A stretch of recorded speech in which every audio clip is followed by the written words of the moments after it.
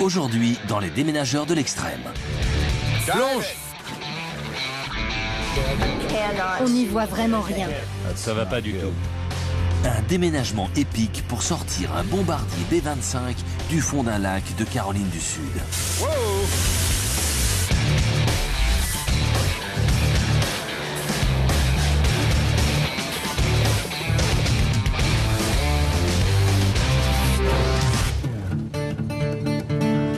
En plein cœur de la Caroline du Sud se trouve le lac Murray, à 15 km à l'ouest de Columbia. Aujourd'hui, il fait la joie des pêcheurs et des canotiers. Mais durant la Deuxième Guerre mondiale, il servait à bien autre chose. L'entraînement des équipages de B-25, de jeunes pilotes, navigateurs et bombardiers, la plupart tout juste sortis du lycée.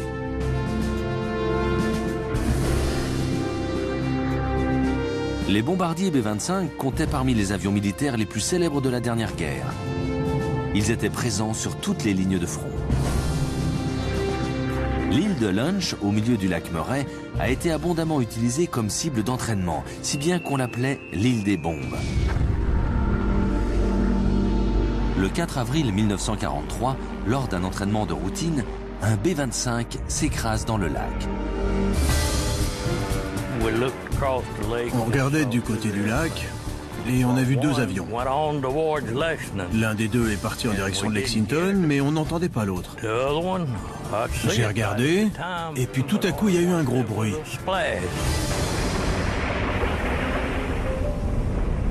Les 3 membres d'équipage ont survécu, mais l'avion a coulé et a été perdu. 50 ans plus tard, en mars 1993, des soldats de la Navy qui s'entraînaient à l'utilisation du sonar ont repéré l'avion sous des couches de vase au fond du lac, à 45 mètres de profondeur.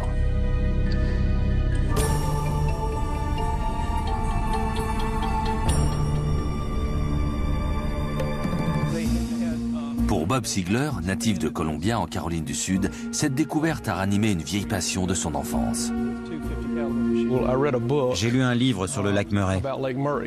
Un des chapitres traitait des B-25 qui se servaient des îles comme cible pour l'entraînement.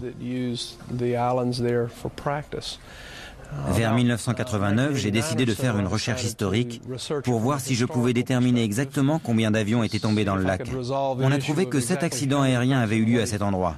Au début des années 90, on est arrivé à la conclusion qu'il restait probablement un avion au fond du lac.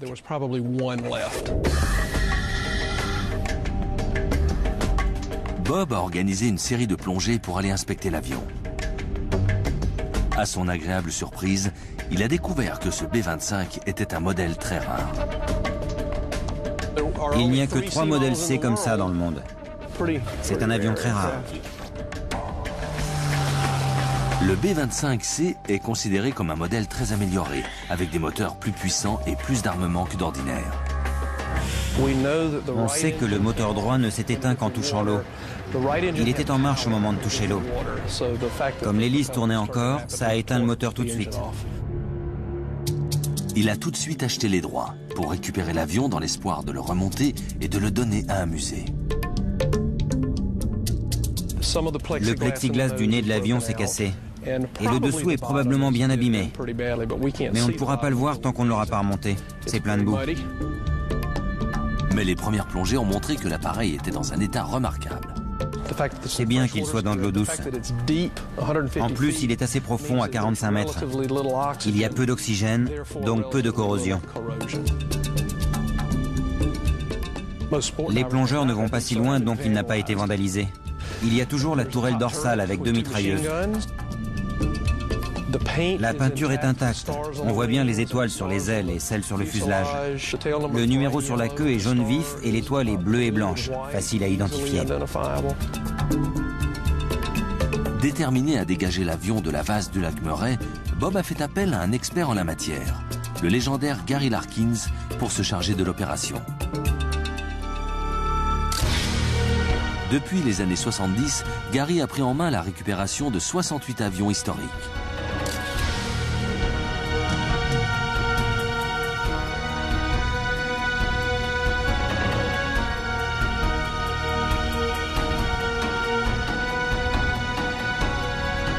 Gary espère que le B-25 sera le 69e. Dans un hangar, à l'aéroport de Columbia, non loin d'ici, Gary prend un B-25 rescapé comme exemple pour expliquer à Bob son plan d'attaque. Pour le B-25C qui est au fond du lac Murray, la vase arrive à peu près à cette hauteur. L'avion est donc à moitié enterré. Disons qu'il est embourbé sur environ 60 cm. L'aile droite est un tout petit peu plus haute que l'aile gauche. Peut-être parce que le moteur droit manque. Le côté gauche se serait enfoncé un peu plus dans la boue à cause du poids du moteur. Pour pouvoir gréer correctement l'appareil, on va faire passer une sangle sous chaque aile, puis attacher chaque extrémité des sangles à une barre d'écartement posée sur l'aile parallèlement au corps de l'avion. Comme ça, l'avion sera maintenu bien fermement et stable. C'est ce qui protégera la structure de l'appareil. Autrement dit, les sangles ne risqueront pas de broyer le bord d'attaque ou le bord de fuite des ailes. Elles seront maintenues écartées par la barre. Gary a possédé et restauré un modèle de B-25 similaire dans les années 70. Il connaît ce type d'avion comme sa poche. Ici, c'est la partie la plus robuste de l'avion. Cette section est renforcée à l'avant et à l'arrière. C'est un endroit très résistant. Il faudra donc faire passer les sangles par ici. Sur le modèle C, il y avait une tourelle ventrale avec 2 mitrailleuses. On m'a dit que si elle est toujours en place, ce sera la seule tourelle de ce type encore en existence sur un B-25. Bob et Gary n'espèrent pas seulement remonter l'avion, mais aussi trouver des effets personnels ayant appartenu à l'équipage naufragé. Nous sommes au premier jour de l'opération de récupération du bombardier tombé au fond du lac. L'équipe commence par assembler 10 modules de pontons flottants afin de disposer d'une vaste plateforme sur l'eau. Les modules s'amarrent les uns aux autres pour former une seule grande barge. On assemble des sections. Cette section-là est de 2,30 m sur 4,50 m. D'autres sont de 2,30 m sur 9 m. En gros, ce sont des boîtes en acier avec une structure flottante à l'intérieur. Les sections les plus petites pèsent chacune 4,5 tonnes, les plus grosses 6,8 tonnes. Attends, on va mettre celui-là sur le côté pour dégager. Ce sera le 5e module qu'il faudra attacher. Doucement, tranquille. Ils transportent les modules un par un au-dessus de l'eau et les mettent en place puis les amarrent les uns aux autres. La boule s'insère dans le trou. Ok, un coup de marteau et c'est fixé. En fin d'après-midi, la plateforme avec sa cour centrale commence à prendre forme. L'avion sera placé sous la plateforme, dans ce sens-là. Les ailes iront de cette section à cette section, dans la longueur. Pour le récupérer, les treuils descendront dans l'eau directement vers les barres d'écartement posées sur les ailes et iront se fixer aux 2 extrémités. Il faut qu'on puisse soulever l'appareil, le stabiliser et le remonter. On charge maintenant la plateforme avec tout un équipement. Un cadre en acier, des toilettes portables, des compresseurs d'air, du matériel à souder et surtout 2 treuils pneumatiques qui serviront à remonter l'avion. C'est un treuil pneumatique. On préfère éviter les treuils hydrauliques qui cassent et polluent l'eau. Donc on travaille avec des treuils pneumatiques. Avec un système hydraulique, si un câble se cassait, vous pourriez encore pomper jusqu'à 150 litres de fluide avant d'arrêter le moteur. Et ça polluerait le lac. Ça, c'est un compresseur d'air de 12 300 cm3.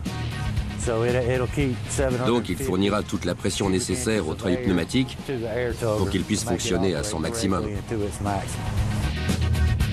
Pour finir, ils chargent 4 blocs de béton qu'ils feront descendre dans l'eau et qui serviront d'encre aux 4 coins de la barge. C'est bon, Richard? Oui, vas-y. D'accord, pose-le. Attends une seconde. C'est décentré ou quoi? Comme ça. Tire-le vers toi, Rick. Tire-le. Je suis hyper impatient. Je vais faire ça sérieusement, bien sûr, tout vérifier pour que le boulot soit fait correctement. Mais une fois que l'avion sera remonté, je serai vraiment euphorique.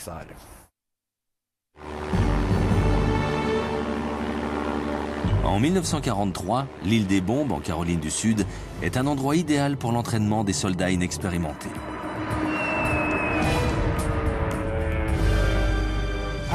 Les pilotes effectuaient plusieurs boucles dans le sens inverse des aiguilles d'une montre, puis ils lâchaient leurs bombes à très basse altitude. Mais ce jour-là, avant que l'équipage puisse finir l'exercice, le moteur gauche lâche.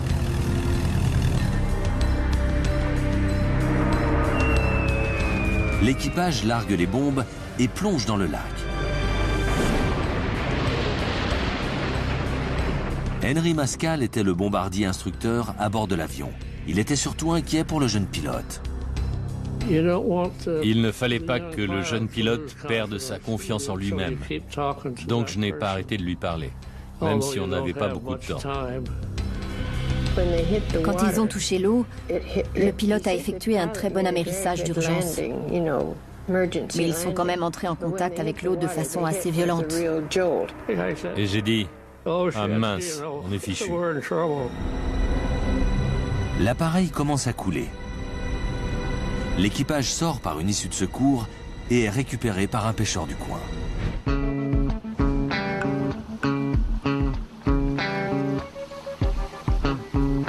Aujourd'hui, Gary Larkins dirige une équipe de plongeurs. C'est le début de la délicate opération consistant à remonter le bombardier de 10 tonnes à la surface pour le ramener vers la rive. Ils vont attacher des bouées à l'avion pour qu'on sache où il est. Une fois que ce sera fait, grâce à ces balises, la plateforme flottante sera positionnée juste au-dessus du B-25. Faut attraper la ligne. Prêt? Oui. Ok. Chris Elmore fait partie des plongeurs s'apprêtant à effectuer cette opération extrêmement difficile et dangereuse. Le principal objectif, c'est d'attacher une bouée au nez de l'avion. Et si on peut, d'en fixer une autre à la queue. Et de remonter sain et sauf.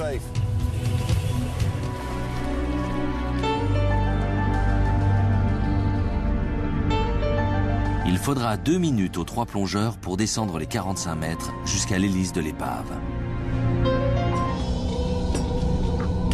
Le moteur gauche ne se trouve pas très loin du nez de l'avion, mais il n'est pas facile à localiser. À partir d'environ 10 mètres, la lumière du jour n'arrive plus. Quand on continue à descendre, on ne voit plus rien, c'est le noir total. Les plongeurs utilisent de puissantes lampes pour réussir à apercevoir quelque chose. Vous voyez les phares bleus qu'ont certaines voitures? C'est la même technologie, donc ça porte assez loin. Mais lorsque l'on remue la vase au fond du lac, cela crée un épais nuage de boue qui bloque la lumière. La visibilité près de l'avion est absolument nulle. Je plongeais au toucher. J'ai vu l'hélice et un petit bout de métal. J'ai essayé d'aller à tâtons vers le fuselage, mais la boue est devenue trop épaisse et je n'arrivais plus à sentir le métal. Et comme j'avais déjà complètement perdu Barney et Joe, j'ai laissé tomber. 1 heure plus tard, les 2 autres plongeurs refont surface. Vous étiez où? T'étais à côté de moi. Tout d'un coup, t'as disparu. Mais finalement, la mission des plongeurs est accomplie. Des balises marquent à présent l'emplacement du nez et de la queue de cet avion hors du commun, dont l'histoire est intimement liée à celle de la Deuxième Guerre mondiale.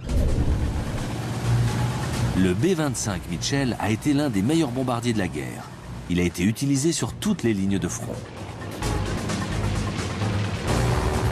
Le Mitchell était produit par la North American, qui est aujourd'hui la propriété de Boeing. Ce bombardier possédait 2 moteurs turbo R2600 à cylindre en étoile, d'une puissance de 1700 chevaux chacun. Ce type de moteur est devenu standard sur toutes les versions successives du B-25.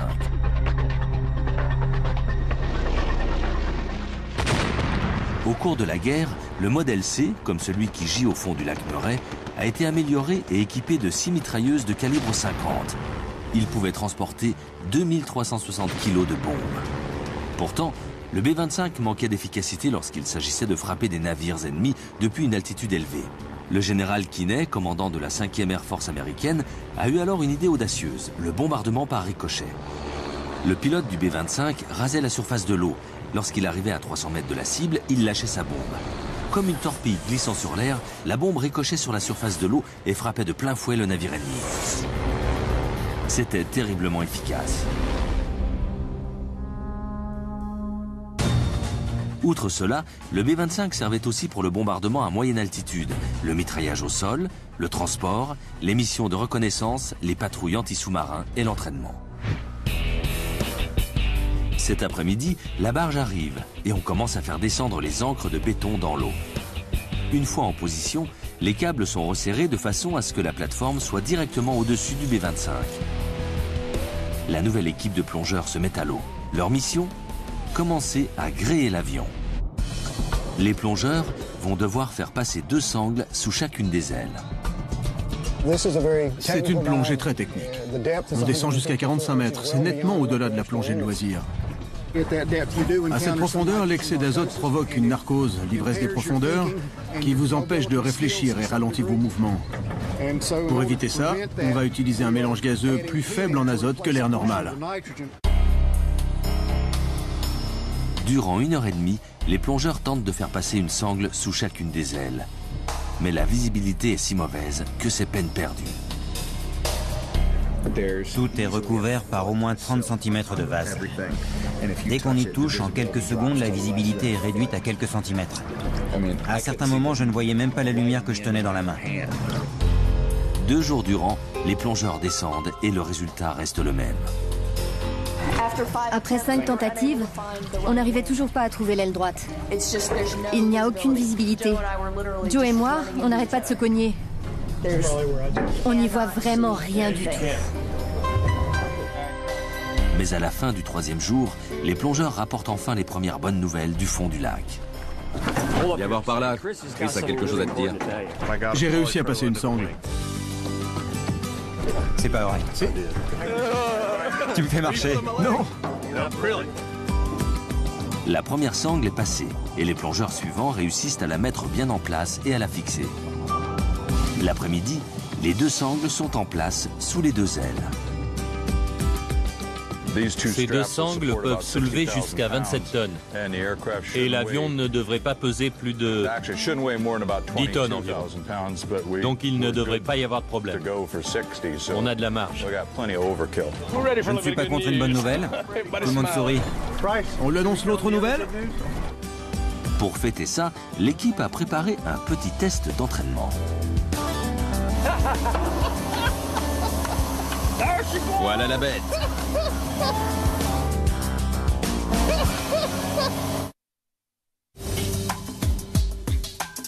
Le lac Murray en Caroline du Sud. Voilà 5 jours que les plongeurs s'affairent pour gréer le B-25 qui gît au fond du lac à 45 mètres de profondeur. Le bombardier B-25 Mitchell a une très riche histoire, mais il est surtout connu pour 2 événements en particulier. La plus célèbre mission menée par un B-25 pendant la Deuxième Guerre mondiale a été le commando Doolittle. Le matin du 18 avril 1942, 16 B-25 menés par le lieutenant-colonel Jimmy Doolittle décollent du porte-avions Hornet et se dirigent vers Tokyo à plus de 900 km.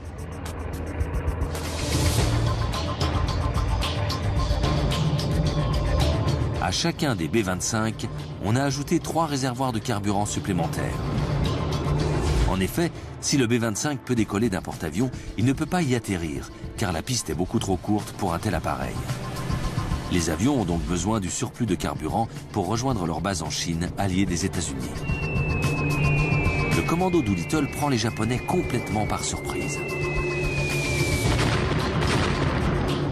Même si le raid n'inflige que des pertes limitées à l'ennemi, il contribue beaucoup à remonter le moral des États-Unis, qui se remettent mal du choc de l'attaque de Pearl Harbor. Toutefois, l'incident le plus connu ayant trait à un B-25 n'a pas eu lieu pendant une bataille, mais en plein cœur de Manhattan. Le 28 juillet 1945, un B-25 en route pour l'aéroport de Newark se perd dans le brouillard et arrive en plein New York. Le pilote réussit à éviter plusieurs immeubles, mais pas le plus grand d'entre eux, l'Empire State Building, haut de 381 mètres. Le B-25 s'écrase contre le 79e étage. Le pilote et ses 2 membres d'équipage meurent sur le coup. L'un des 2 moteurs est retrouvé sur le toit d'un immeuble voisin.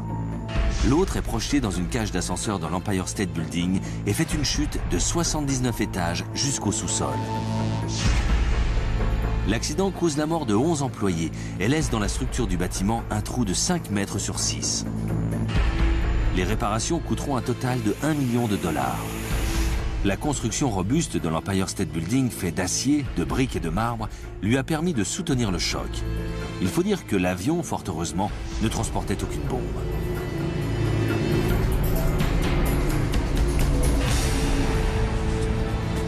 Je vérifie pour l'ouragan. Ophelia est un ouragan de catégorie 1 avec des vents à 135 km/h. Il se dirige droit vers la Caroline du Sud. Les vents commencent déjà à faire tanguer la barge et menacent de l'éloigner de sa position juste au-dessus de l'avion. On craint d'être obligé de quitter la barge ce soir à cause des vents. Il vaut mieux pas se trouver sur une barge en plein lac avec des vents violents. Mais tant que l'ouragan n'est pas arrivé et que l'équipe n'est pas obligée d'évacuer, le travail continue. Avant de pouvoir treuiller le B-25, il faut faire descendre 2 barres d'écartement au-dessus de l'épave et les attacher aux sangles passées sous les ailes. Chaque barre d'écartement sera placée sur une aile. Pour l'instant, tant qu'elles ne sont pas attachées, on utilise le treuil pour les descendre et les positionner juste au-dessus de l'avion. Ensuite, les plongeurs devront les mettre exactement en place, toujours avec l'aide du treuil. Aïe. C'était fait mal? C'est une opération délicate. Ces barres en acier de 180 kg pourraient facilement endommager l'avion. Et il ne sera pas facile pour les plongeurs de les manœuvrer sous l'eau. L'équipe abaisse la première barre. Comme les plongeurs ne pourront pas communiquer avec les préposés au treuil sur la barge, ils utiliseront des bouées pour signaler quand la barre sera en position au-dessus de l'aile.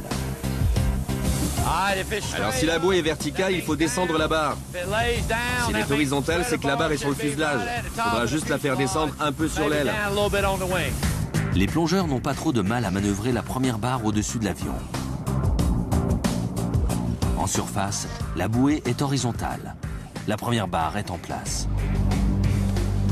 Maintenant, la deuxième barre. Mais les vents se font plus violents et de forts courants dans le lac commencent à causer des problèmes.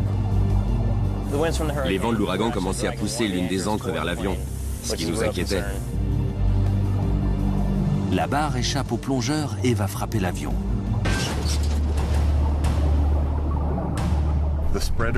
La barre s'est encastrée dans le cockpit. Maintenant, elle est coincée dedans. Et on n'avait pas assez de mou pour la dégager de là. Quand on est allé voir, elle était coincée jusqu'ici. D'accord. Je vais voir si je peux la repositionner et j'espère la fixer comme il faut. Souhaite-nous bonne chance. Cette plongée est cruciale. Si on n'arrive pas à sortir la barre de 180 kg du cockpit et à la placer correctement, c'est toute la mission qui échouera. Sur la barge, l'équipe attend un signal. On apprend que l'ouragan est passé plus au nord. Mais il n'est pas question de fêter ça tant que la deuxième barre n'est pas en place. Au bout de 40 minutes, une bouée horizontale fait surface. La deuxième barre est fixée.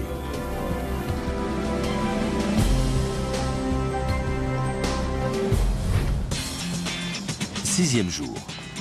Les plongeurs doivent relier les câbles du treuil pneumatique sur la barge aux barres d'écartement sur l'avion. Ces treuils vont permettre de soulever l'épave. Au début, rien ne bouge. Le B-25 est solidement retenu par la boue dans laquelle il est enlisé depuis 1943. On a commencé à le soumettre à une traction continue plutôt que d'y aller trop fort et de le casser sous le choc. On tire doucement, ça se sent. On sent que ça tire sur la barge. Ça tangue et comme ça travaille l'avion petit à petit.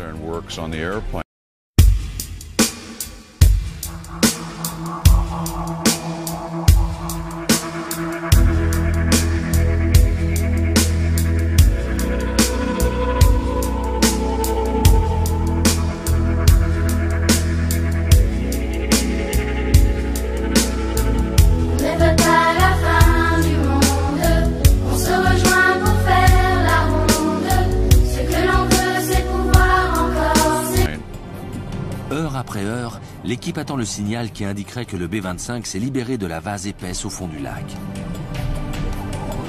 9 heures passent, toujours rien. L'attente se poursuit toute la nuit. Qu'est-ce que ça donne? Soudain, après 16 heures de pression constante sur les câbles, de l'huile et du fluide hydraulique apparaissent à la surface. Tu l'as? C'est bon? L'avion s'est enfin dégagé de la boue. Maintenant, il est prêt à être soulevé. On peut y aller, ok?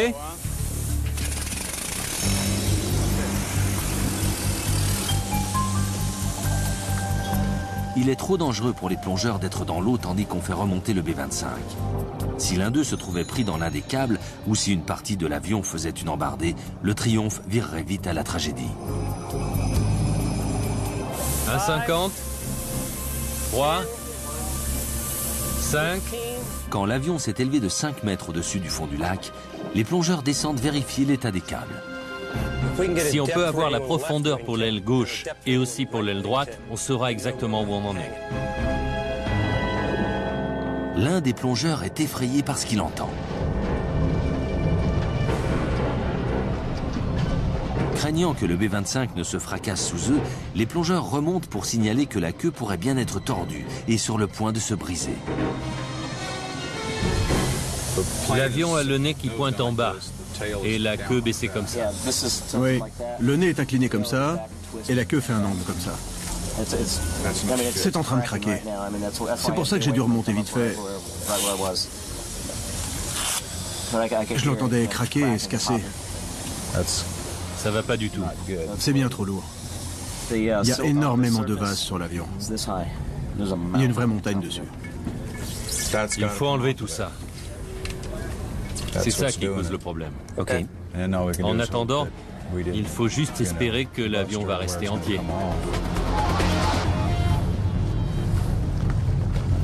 Craignant d'avoir cassé en deux le B-25, l'équipe fait redescendre l'avion au fond du lac. Les plongeurs sont dépêchés pour aller enlever 60 ans de vase et de sédiments de la carcasse. Cela prend plus de 3 heures. On y travaille là. C'est tendu.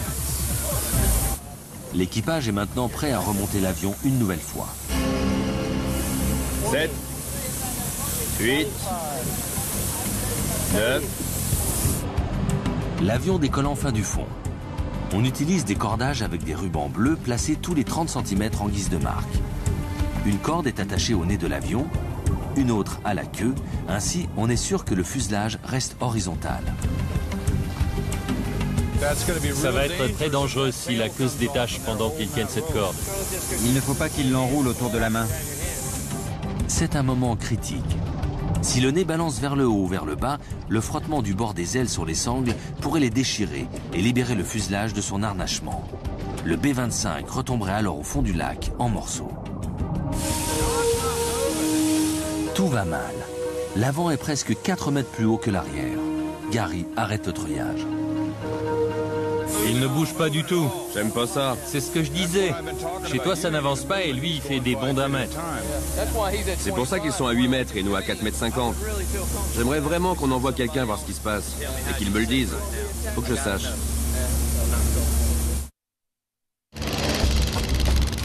Cela fait une semaine que Bob Siegler, avec l'aide de l'expert Gary Larkins, a commencé sa quête pour récupérer un B-25 échoué au fond du lac Murray, en Caroline du Sud.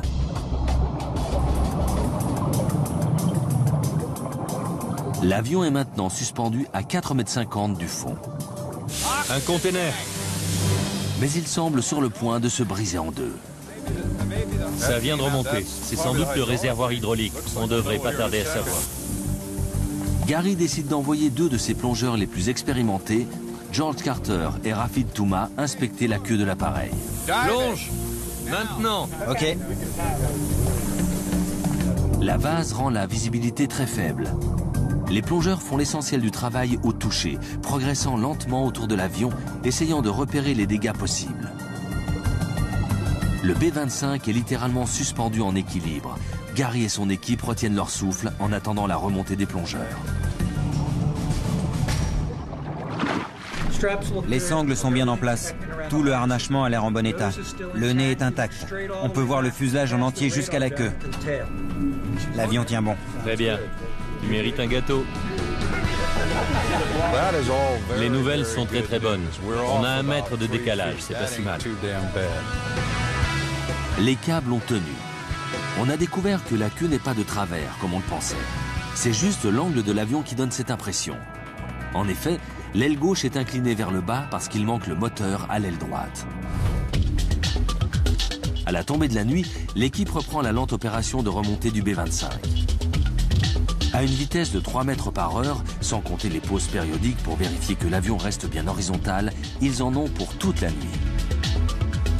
Un moniteur est connecté à une caméra sous-marine pour permettre à l'équipe de repérer le moindre signal alarmant. Ça a l'air bien parti. Ça va même au-delà de mes espérances. J'ai hâte de voir cette tourelle ventrale. Le B-25 se rapproche lentement. À 4 heures du matin, le fuselage fait enfin surface. On va voir le nez en premier. L'avion est maintenant fixé sous la plateforme. L'équipe fait lentement les 3 km qui la séparent du rivage. On fait halte avant que le ventre de l'avion ne racle le fond rocheux du lac. Et on met l'ancre dans 4,50 m d'eau. À l'aube, l'équipe de la barge voit enfin pour la première fois le B-25 à la lumière du jour. Il est magnifique. Beau travail.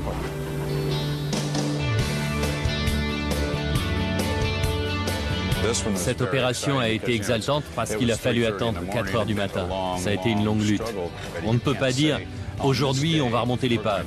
Ce serait le désastre assuré. L'avion doit venir quand il est prêt. Et celui-là était enfin prêt. Maintenant, il y a encore beaucoup à faire. Une grue d'une capacité de 250 tonnes s'apprête à faire le transfert sur la rive. Mais auparavant, pour alléger le poids, les plongeurs devront enlever des tonnes de vase et de boue du cockpit et du fuselage grâce à un système de drague par pompage. C'est alors que l'équipe fait une découverte inquiétante. Ils aperçoivent une fente de 15 cm de large sur le dos du fuselage. À l'amérissage, le moteur droit s'est détaché. Il a cogné contre le côté droit du fuselage, juste derrière le siège du copilote. Et il a enfoncé toute la structure avant de l'avion. Et quand le B-25 a touché l'eau, tous les boulons à l'avant de l'appareil ont été arrachés sur 15 cm. Si les boulons encore en place sont rouillés et qu'on essaie de soulever le B-25 dans cet état-là, tout l'avant de l'appareil pourrait se détacher. Avec cette grue, l'avion va se retrouver à 20-25 mètres en l'air. Je n'ai pas envie qu'il s'écrase encore pour son premier vol depuis 63 ans. Darrell et John apportent une entretoise en acier qui sera posée le long du fuselage. Des sangles feront le tour de l'appareil en passant par cette entretoise, de façon à soutenir le nez et la queue du B-25. C'est bon, baissez doucement. On va le mettre en position. On démonte la section arrière de la barge. Il est temps de soulever l'avion. Donnez-moi un compteur que je vérifie. C'est un effort collectif. Corde. Danny, bien serré. La bête remonte. Gardez l'œil sur la fente, là. Et dites-moi s'il y a du changement à ce niveau-là. C'est bon. À toi, John. Ça y est, il fait surface. L'avion est soulevé petit à petit. Le dôme de plexiglas de la tourelle pointe à la surface. Fait remarquable, il est intact. Les plongeurs le démontent afin qu'il ne soit pas endommagé pendant le dernier déplacement. D'abord commercialisé en 1936 par Otto Haas et Otto Röhm, le plexiglas a été régulièrement utilisé au début de la Deuxième Guerre mondiale pour les verrières des cockpits et des tourelles. Celle de ce B-25C servait de support à 2 mitrailleuses rotatives de calibre 50. Laissez l'eau s'écouler. Ne le cognez pas contre la plateforme. Oui, par là. Joli travail. Parfait état. Très beau. En fin d'après-midi, on procède au transfert de l'avion. Doucement. Les plongeurs et les membres de l'équipe travaillent de concert pour préparer le B-25. À la tombée de la nuit, on démonte les dernières sections de la plateforme. Par ici. La plateforme ne porte plus le poids de l'avion. Quoi qu'il arrive, il n'y a donc plus d'autre solution que de le sortir de l'eau. Plus de retour en arrière possible. Direction la plage. Les responsables de l'opération, Bob Siegler, Bill Vartorella et John Hodge, savourent enfin ce moment tant attendu. C'est super. Je suis heureux et soulagé. C'est un grand jour. Ça fait 16 ans qu'on l'attend. Une dernière vérification et Gary fait signe au grutier de commencer à soulever l'avion de 10 tonnes hors de l'eau. C'est parti. Ça fait vraiment peur.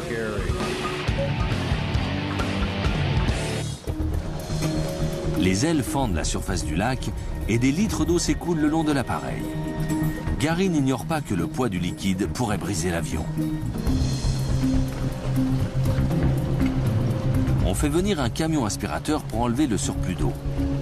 Une fois cela effectué, il est enfin temps de sortir complètement le B-25 du lac. Si vous entendez un gros crack, je vous conseille de déguerpir parce que je vais vous sauter dessus. On va faire ça en beauté. On va le diriger vers nous. Allez les gars. Après une semaine et demie de travail, juste avant minuit, le B-25 est à nouveau dans les airs. Ça y est, il l'a. Il ne peut plus reculer.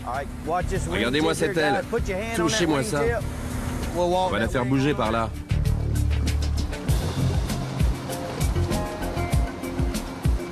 Ne reste pas sous le moteur, Johnny. Il pourrait se décrocher à tout moment. Faites-le avancer aussi loin que possible. Je vais à l'arrière et je vous ferai signe. Encore un peu. C'est bon. C'est bon? Super, j'adore. Descends, oui. Fais ce que tu dois faire, pour moi c'est super.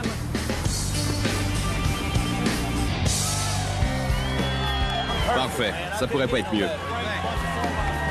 Il est au sol. Enfin.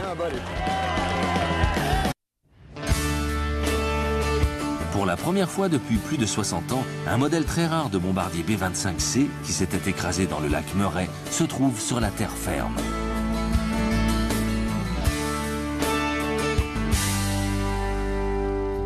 L'avion va être remis au musée de l'aviation de Birmingham, dans l'Alabama, où il sera restauré et exposé. Les responsables du musée examinent l'appareil en entier pour la première fois. Voilà les freins. La roue devait être là, le pneu était énorme. Jusqu'ici, la partie intérieure de l'avion était enfouie sous la boue et la vase. Il était à moitié enterré, donc on n'en voyait que la partie supérieure. Mais quand il a été dégagé, on a pu l'observer de plus près et on a vu ça. Vous voyez ? Toute la partie avant a été déchirée en deux et écartée de 30 cm. Ça s'est sans doute produit quand il a heurté le fond. Peut-être quand il a touché l'eau, mais plus probablement quand il est tombé au fond. C'est une vraie coquille d'œuf. Regardez la queue. On pourrait passer un doigt à travers le métal. C'est incroyable qu'il soit arrivé jusqu'ici. Certaines parties de l'avion sont encore dans un état remarquable. Il reste encore des morceaux d'étoffe sur la direction, ce qui est vraiment incroyable. J'avais jamais vu ça. Après tout ce qu'il a subi avec la boue, le lac et tout le reste, il reste encore des bouts d'étoffe accrochés. Des volontaires du musée sont déjà au travail pour nettoyer l'intérieur de l'avion et découvrent des trésors inestimables. Voici un calculateur de vol V6B. On l'a trouvé à côté du navigateur à l'avant. Ça, c'est une radio portable. Il fallait ça pour communiquer en ce temps-là. Et voilà le bouton pour le largage des bombes, avec son couvercle de protection. Il manque une petite goupille, mais enfin, on voit bien comment le bombardier lâchait ses bombes. La plupart des B-25 utilisés pendant la Deuxième Guerre mondiale ont été dépouillés de leurs instruments, de leurs jauges, de leurs cartes de navigation, de leurs mitrailleuses et de leurs parachutes. Mais le lac Murray a protégé celui-ci des pillards, gardant bien à l'abri cette bête de combat et tout ce qu'elle contenait depuis le 4 avril 1943.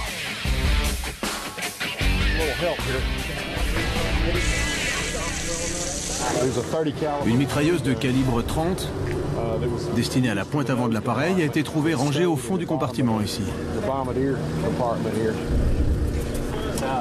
On peut voir le canon. Hier, on ne savait pas encore qu'elle était là.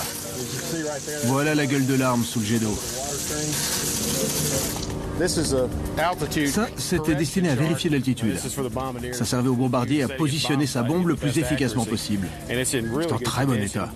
Il faudra le nettoyer, mais sans frotter trop fort non plus. Ce qui est super, c'est qu'on a tous ces calculs au crayon au dos du disque. On s'en servait de brouillon. On essaie de racler la boue jusqu'à ce qu'on trouve quelque chose dessous. Mais surtout, on la verse sur ce tamis là en bas. Dans la boue jusqu'au coude, Robert Sigler savoure tous les instants. Voilà 16 ans qu'il rêve de cela. Ces 10 derniers jours, ce sont les plongeurs qui ont fait tout le travail, sous l'eau. Harnacher l'avion, etc. Le personnel du musée et moi, et ceux sur la plateforme qui n'étaient pas des plongeurs, nous avons surtout été des observateurs jusqu'à présent. Aujourd'hui, c'est la première fois qu'on a enfin l'occasion de toucher l'avion et de se mettre physiquement au travail. On a passé toute la journée à enlever de la boue de l'avion. On en a retiré des quantités phénoménales. On utilise des lances d'incendie pour nettoyer.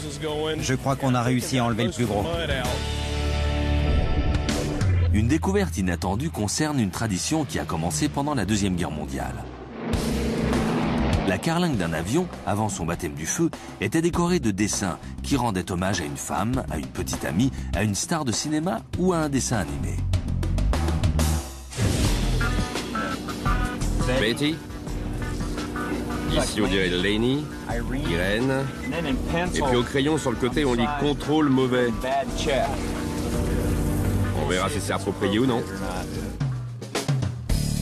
À l'intérieur, les travailleurs voient enfin les restes des périscopes et des mitrailleuses.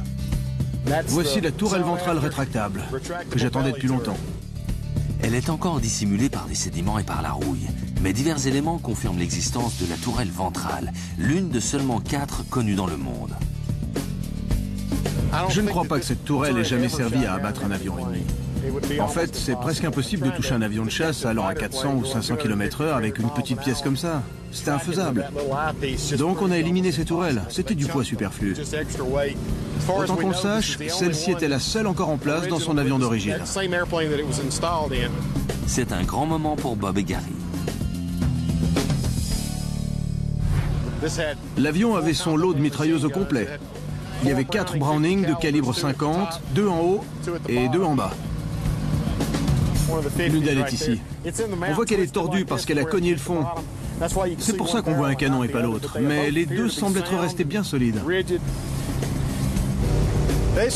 Il s'agit d'une mitrailleuse Browning de calibre 50. Cette section est la partie du canon qui est refroidie par l'air, c'est-à-dire que l'air circule dans et autour du canon.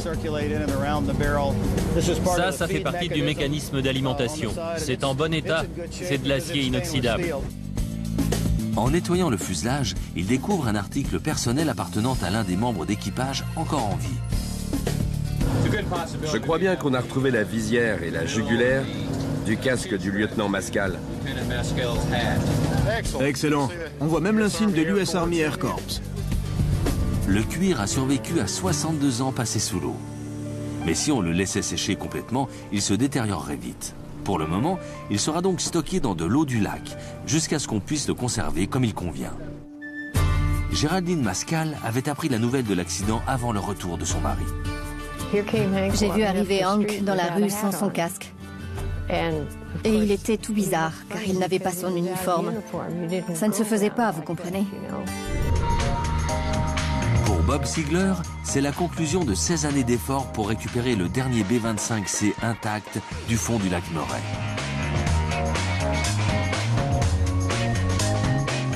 Pour les volontaires du musée, c'est en revanche le début d'une longue restauration qui prendra environ 10 ans et reviendra à plusieurs centaines de milliers de dollars. Quant au lieutenant Henri Mascal, la vue des images de son ancien avion sorti des eaux a déclenché en lui un flot de souvenirs. Le B-25 a survécu pratiquement intact. 62 ans. Je suis étonné qu'il soit en si bon état. Grâce à Gary Larkins, qui vient d'ajouter un 69e avion à la liste impressionnante de tous ceux qu'il a récupérés, et grâce à son équipe, une pièce d'aviation très rare a pu être préservée pour la joie des générations à venir.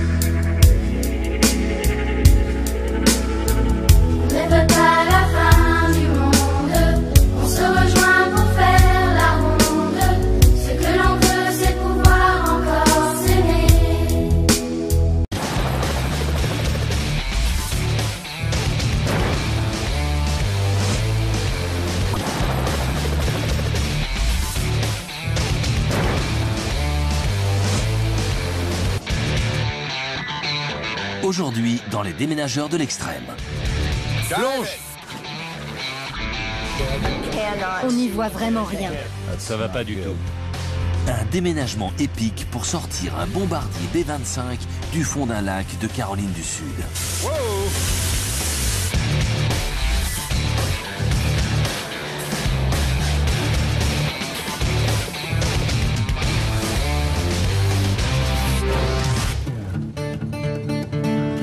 En plein cœur de la Caroline du Sud se trouve le lac Murray, à 15 km à l'ouest de Columbia. Aujourd'hui, il fait la joie des pêcheurs et des canotiers. Mais durant la Deuxième Guerre mondiale, il servait à bien autre chose. L'entraînement des équipages de B-25, de jeunes pilotes, navigateurs et bombardiers, la plupart tout juste sortis du lycée.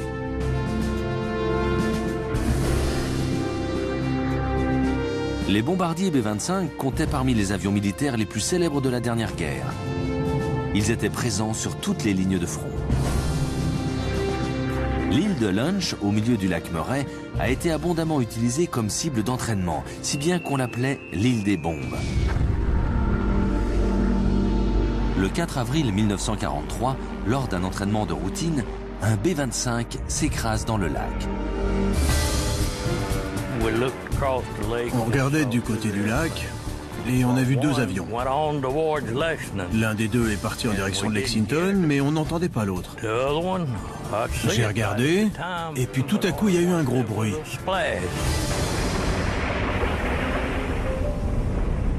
Les 3 membres d'équipage ont survécu, mais l'avion a coulé et a été perdu. 50 ans plus tard, en mars 1993, des soldats de la Navy qui s'entraînaient à l'utilisation du sonar ont repéré l'avion sous des couches de vase au fond du lac, à 45 mètres de profondeur.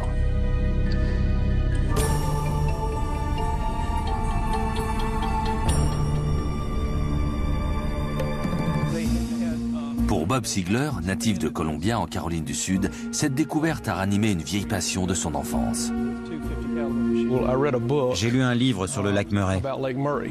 Un des chapitres traitait des B-25 qui se servaient des îles comme cible pour l'entraînement. Vers 1989, j'ai décidé de faire une recherche historique pour voir si je pouvais déterminer exactement combien d'avions étaient tombés dans le lac. On a trouvé que 7 accidents aériens avaient eu lieu à cet endroit.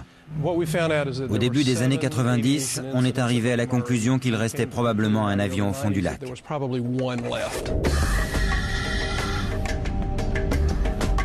Bob a organisé une série de plongées pour aller inspecter l'avion. À son agréable surprise, il a découvert que ce B-25 était un modèle très rare. Il n'y a que 3 modèles C comme ça dans le monde. C'est un avion très rare. Le B-25C est considéré comme un modèle très amélioré, avec des moteurs plus puissants et plus d'armement que d'ordinaire. On sait que le moteur droit ne s'est éteint qu'en touchant l'eau. Il était en marche au moment de toucher l'eau. Comme l'hélice tournait encore, ça a éteint le moteur tout de suite. Il a tout de suite acheté les droits pour récupérer l'avion dans l'espoir de le remonter et de le donner à un musée. Le plexiglas du nez de l'avion s'est cassé. Et le dessous est probablement bien abîmé. Mais on ne pourra pas le voir tant qu'on ne l'aura pas remonté. C'est plein de boue. Mais les premières plongées ont montré que l'appareil était dans un état remarquable. C'est bien qu'il soit dans de l'eau douce. En plus, il est assez profond à 45 mètres. Il y a peu d'oxygène, donc peu de corrosion. Les plongeurs ne vont pas si loin, donc il n'a pas été vandalisé. Il y a toujours la tourelle dorsale avec 2 mitrailleuses. La peinture est intacte. On voit bien les étoiles sur les ailes et celles sur le fuselage. Le numéro sur la queue est jaune vif et l'étoile est bleue et blanche, facile à identifier. Déterminé à dégager l'avion de la vase du lac Murray, Bob a fait appel à un expert en la matière, le légendaire Gary Larkins, pour se charger de l'opération. Depuis les années 70, Gary a pris en main la récupération de 68 avions historiques.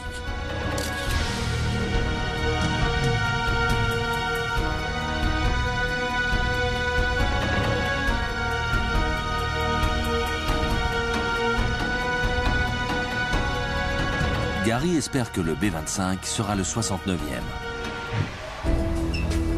Dans un hangar, à l'aéroport de Columbia, non loin d'ici, Gary prend un B-25 rescapé comme exemple pour expliquer à Bob son plan d'attaque.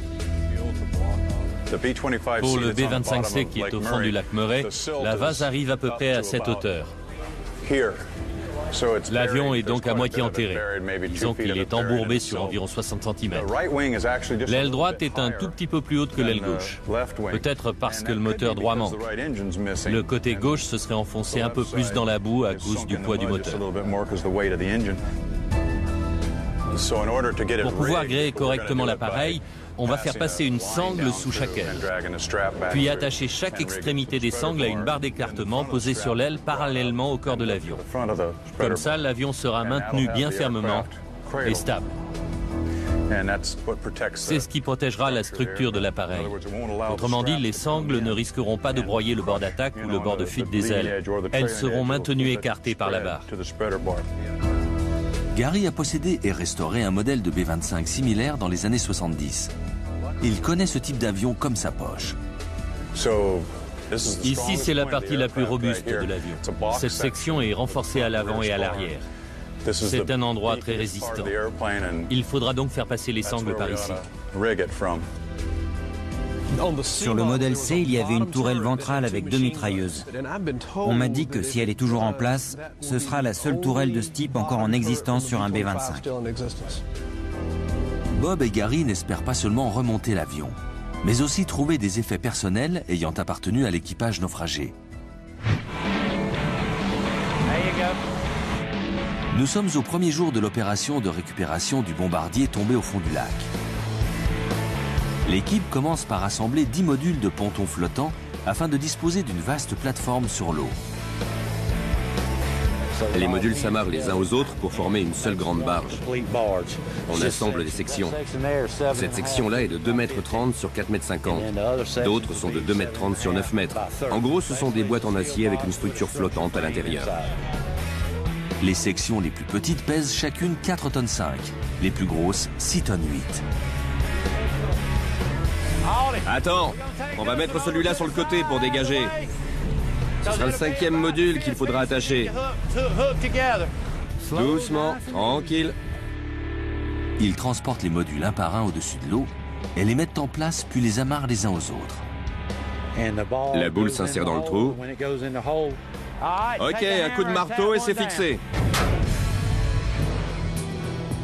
En fin d'après-midi, la plateforme avec sa cour centrale commence à prendre forme. L'avion sera placé sous la plateforme, dans ce sens-là. Les ailes iront de cette section à cette section, dans la longueur.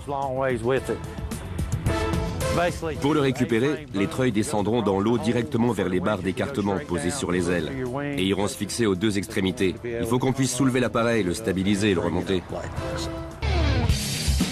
On charge maintenant la plateforme avec tout un équipement. Un cadre en acier, des toilettes portables, des compresseurs d'air, du matériel à souder et surtout 2 treuils pneumatiques qui serviront à remonter l'avion. C'est un treuil pneumatique. On préfère éviter les treuils hydrauliques qui cassent et polluent l'eau. Donc on travaille avec des treuils pneumatiques. Avec un système hydraulique, si un câble se cassait, vous pourriez encore pomper jusqu'à 150 litres de fluide avant d'arrêter le moteur. Et ça polluerait le lac. Ça, c'est un compresseur d'air de 12 300 cm3. Donc il fournira toute la pression nécessaire au treuil pneumatique pour qu'il puisse fonctionner à son maximum. Pour finir, ils chargent 4 blocs de béton qu'ils feront descendre dans l'eau et qui serviront d'encre aux 4 coins de la barge. C'est bon, Richard? Oui, vas-y. D'accord, pose-le. Attends une seconde. C'est décentré ou quoi? Comme ça. Tire-le vers toi, Rick. Tire-le. Je suis hyper impatient. Je vais faire ça sérieusement, bien sûr, tout vérifier pour que le boulot soit fait correctement. Mais une fois que l'avion sera remonté, je serai vraiment euphorique.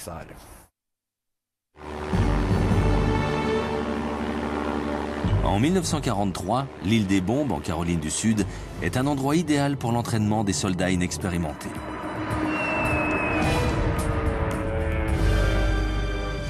Les pilotes effectuaient plusieurs boucles dans le sens inverse des aiguilles d'une montre, puis ils lâchaient leurs bombes à très basse altitude. Mais ce jour-là, avant que l'équipage puisse finir l'exercice, le moteur gauche lâche.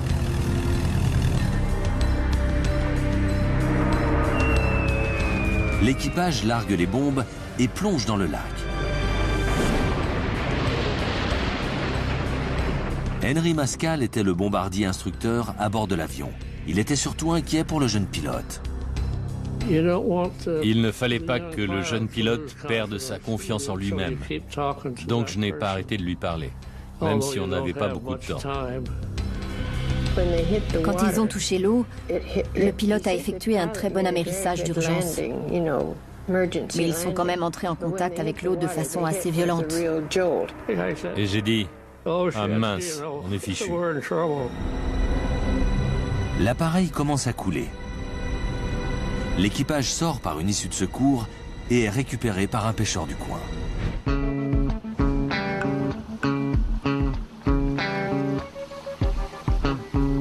Aujourd'hui, Gary Larkins dirige une équipe de plongeurs. C'est le début de la délicate opération consistant à remonter le bombardier de 10 tonnes à la surface pour le ramener vers la rive.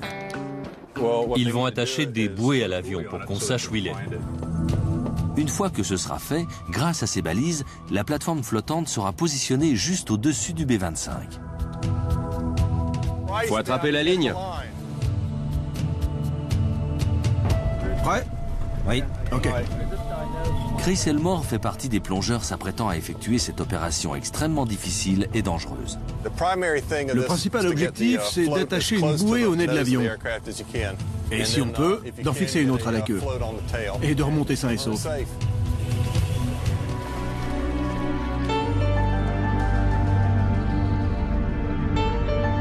Il faudra 2 minutes aux 3 plongeurs pour descendre les 45 mètres jusqu'à l'hélice de l'épave. Le moteur gauche ne se trouve pas très loin du nez de l'avion, mais il n'est pas facile à localiser. À partir d'environ 10 mètres, la lumière du jour n'arrive plus. Quand on continue à descendre, on ne voit plus rien, c'est le noir total. Les plongeurs utilisent de puissantes lampes pour réussir à apercevoir quelque chose. Vous voyez les phares bleus qu'ont certaines voitures? C'est la même technologie, donc ça porte assez loin. Mais lorsque l'on remue la vase au fond du lac, cela crée un épais nuage de boue qui bloque la lumière. La visibilité près de l'avion est absolument nulle. Je plongeais au toucher. J'ai vu l'hélice et un petit bout de métal. J'ai essayé d'aller à tâtons vers le fuselage, mais la boue est devenue trop épaisse et je n'arrivais plus à sentir le métal. Et comme j'avais déjà complètement perdu Barney et Joe, j'ai laissé tomber. 1 heure plus tard, les 2 autres plongeurs refont surface. Mais il est surtout connu pour 2 événements en particulier. La plus célèbre mission menée par un B-25 pendant la Deuxième Guerre mondiale a été le commando Doolittle. Le matin du 18 avril 1942, 16 B-25 menés par le lieutenant-colonel Jimmy Doolittle décollent du porte-avions Hornet et se dirigent vers Tokyo à plus de 900 km.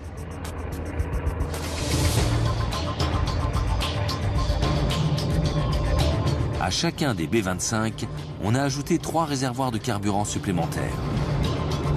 En effet, si le B-25 peut décoller d'un porte-avions, il ne peut pas y atterrir, car la piste est beaucoup trop courte pour un tel appareil.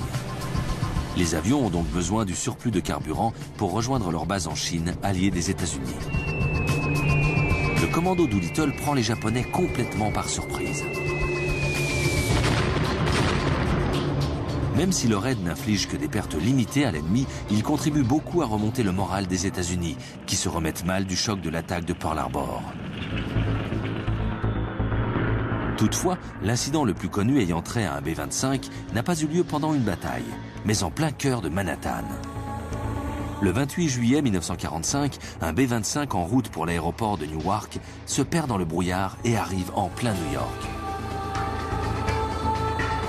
Le pilote réussit à éviter plusieurs immeubles, mais pas le plus grand d'entre eux, l'Empire State Building, haut de 381 mètres.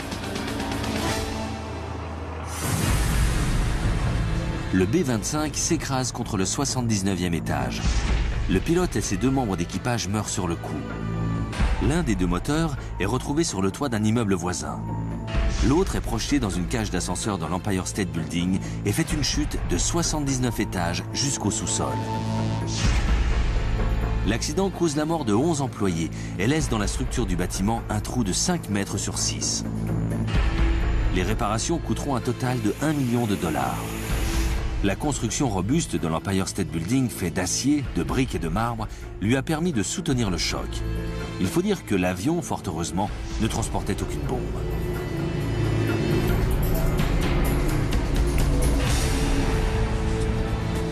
Je vérifie pour l'ouragan. Ophelia est un ouragan de catégorie 1 avec des vents à 135 km/h. Il se dirige droit vers la Caroline du Sud. Les vents commencent déjà à faire tanguer la barge et menacent de l'éloigner de sa position juste au-dessus de l'avion. On craint d'être obligé de quitter la barge ce soir à cause des vents. Il ne vaut mieux pas se trouver sur une barge en plein lac avec des vents violents. Mais tant que l'ouragan n'est pas arrivé et que l'équipe n'est pas obligée d'évacuer, le travail continue. Avant de pouvoir treuiller le B-25, il faut faire descendre 2 barres d'écartement au-dessus de l'épave et les attacher aux sangles passées sous les ailes. Chaque barre d'écartement sera placée sur une aile. Pour l'instant, tant qu'elles ne sont pas attachées, on utilise le treuil pour les descendre et les positionner juste au-dessus de l'avion. Ensuite, les plongeurs devront les mettre exactement en place, toujours avec l'aide du treuil. Aïe. C'était fait mal?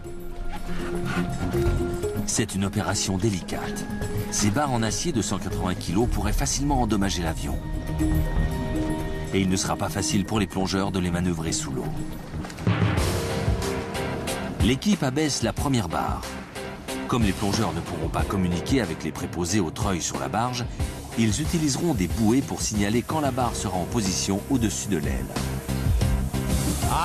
Alors si la bouée est verticale, il faut descendre la barre. Si elle est horizontale, c'est que la barre est sur le fuselage. Il faudra juste la faire descendre un peu sur l'aile. Les plongeurs n'ont pas trop de mal à manœuvrer la première barre au-dessus de l'avion. En surface, la bouée est horizontale. La première barre est en place. Maintenant, la deuxième barre. Mais les vents se font plus violents et de forts courants dans le lac commencent à causer des problèmes. Les vents de l'ouragan commençaient à pousser l'une des ancres vers l'avion, ce qui nous inquiétait. La barre échappe aux plongeurs et va frapper l'avion. Vous étiez où? T'étais à côté de moi. Tout d'un coup, t'as disparu. Mais finalement, la mission des plongeurs est accomplie. Des balises marquent à présent l'emplacement du nez et de la queue de cet avion hors du commun, dont l'histoire est intimement liée à celle de la Deuxième Guerre mondiale. Le B-25 Mitchell a été l'un des meilleurs bombardiers de la guerre. Il a été utilisé sur toutes les lignes de front. Le Mitchell était produit par la North American, qui est aujourd'hui la propriété de Boeing. Ce bombardier possédait 2 moteurs turbo R2600 à cylindre en étoile, d'une puissance de 1700 chevaux chacun. Ce type de moteur est devenu standard sur toutes les versions successives du B-25.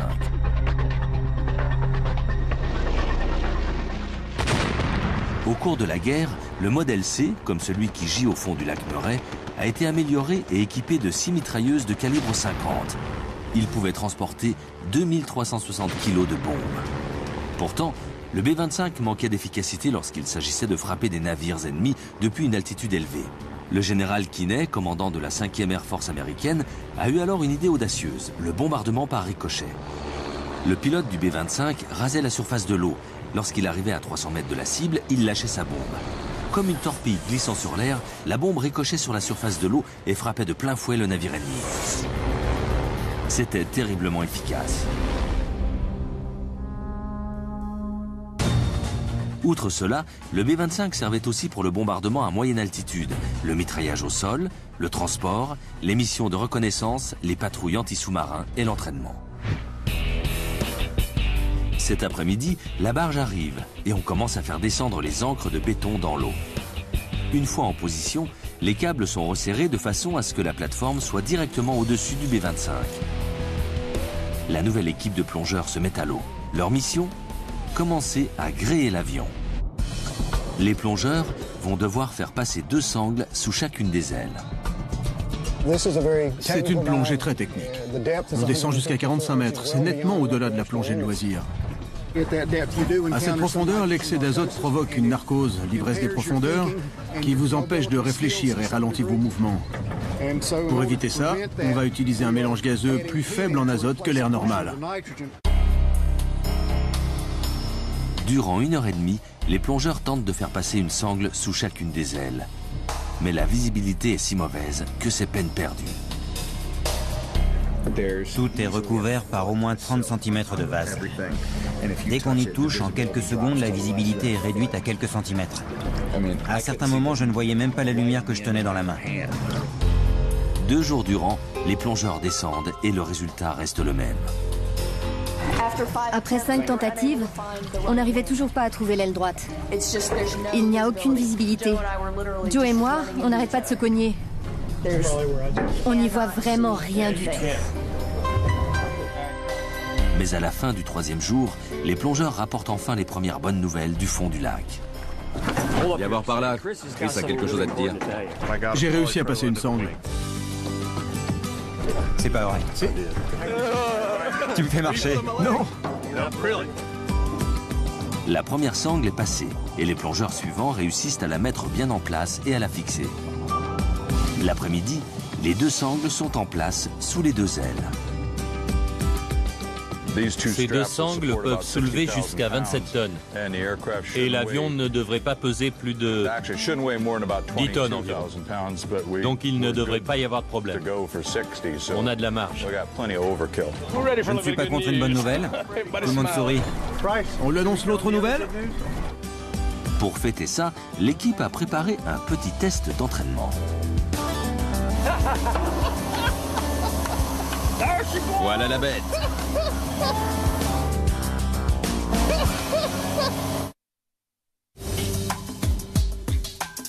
Le lac Murray en Caroline du Sud. Voilà 5 jours que les plongeurs s'affairent pour gréer le B-25 qui gît au fond du lac à 45 mètres de profondeur. Le bombardier B-25 Mitchell a une très riche histoire.